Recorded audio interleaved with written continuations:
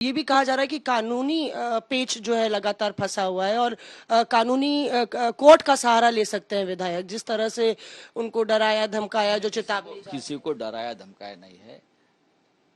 ये फालतू का काम हम नहीं करते, सिर्फ डराना और धमकाना। हम एक्शन वाला काम कर लेते हैं, सीधा एक्शन करते हैं। हाँ करेंगे ना, उसमें क्या है, कर लेंगे। अच्छा, दूसरी बात यह है कि ये भी चर्चा जोरों पे थी कि शायद उद्धव साहब इस्तीफा दे सकते हैं। हम ये बस जानना चाहते हैं कि किस तरह से वो इस पूरे मसले को देख रहे हैं। क्या इस्तीफे की बात रूल आउट कर दी जाए कि वो इस्तीफा नहीं देंगे? वो इस्तीफा नहीं देंगे, जरूर वो बहुत इमोशनली ब्रेकडाउन हो गए। इमोशनली उनकी तबीयत खराब है। अब सबको तबीयत खराब है, उनकी तबीयत ठीक नहीं चल रही है। अभी अभी धीरे धीरे वो चल रहा है। यही मौके का फायदा ये लोगों ने उठाया कि उनकी तबीयत खराब है। ये बहुत ही अमानुष है। जिस नेता ने आपको सब कुछ दिया, उनकी तबीयत खराब है और आप उनके पीठ में खंजर खुपस कर भाग जाते हो। महाराष्ट्र में उसका बहुत बड़ा इमोशनल इम्पैक्ट हो रहा है। हमेशा महाराष्ट्र की जनता बाला साहब ठाकरे जी के साथ रही है, चाहे आज नहीं है, लेकिन उनके नाम से आज भी वो बहुत भावनिक और भावुक हो जाती है। ये उनको समझना चाहिए। उद्धव ठाकरे जी बहुत खंभीर है। आज राष्ट्रीय कार्यकारिणी में संबोधित करेंगे, वो जो करना है हम कर देंगे। उसमें कानूनी दावपेच भी चलते रहेंगे, लेकिन सबसे ज्यादा हमारा विश्वास है हमारा केडर के ऊपर। और जो लड़ाई सड़क पर होगी, जो लड़ाई खुले मैदान में होगी, उसमें हमारा ज्यादा विश्वास है। कानून बिनून तो चलता है। अब कानून के मालिक बन गए हैं, इलेक्शन कमीशन के मालिक बन गए हैं, न्यायालय के मालिक बन गए हैं, हाँ, केंद्रीय जांच एजेंसी के मालिक बन गए हैं। तो उनसे हम क्या न्याय की उम्मीद करें? सबको मालूम है। फिर भी हम विश्वास रखते हैं, देश की एजेंसी है, सब विश्वास रखना चाहिए। लेकिन आप हमारे कार्यकर्ताओं को उनका मॉरल आप डाउन नहीं कर सकते। वो लड़ेंगे, मरेंगे और जीतेंगे। आप बात करें कि विश्वास करते हैं, ईडी की एजेंसियों की बात की आपने। कितने बागी विधायक हैं, आपने कल इसका जिक्र किया था, जिनके ऊपर केस चल रहे हैं वहां पे, और आपके पास पूरी लिस्ट है क्या?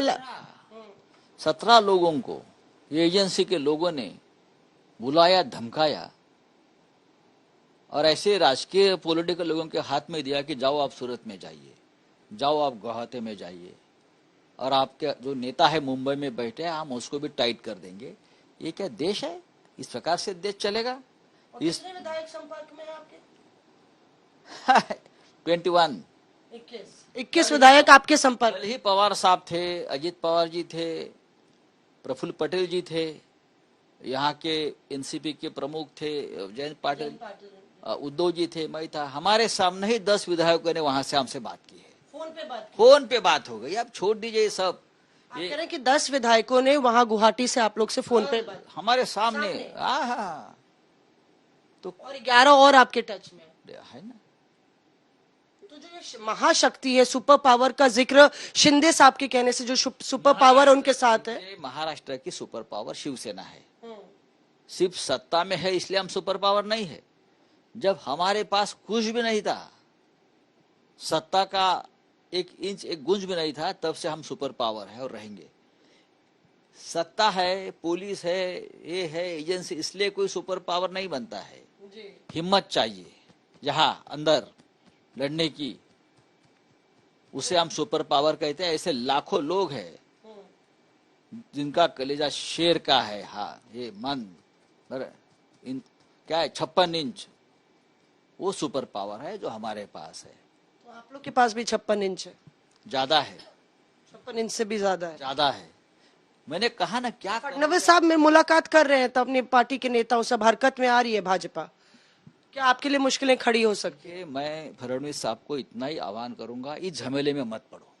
अच्छा, आपने आप एक बार धोखा खा चुके हो। आपकी प्रतिष्ठा के ऊपर प्रश्न चिन्ह निर्माण हो गया था। आप लीडर ऑफ अपोजिशन हो, आप बड़े नेता हो।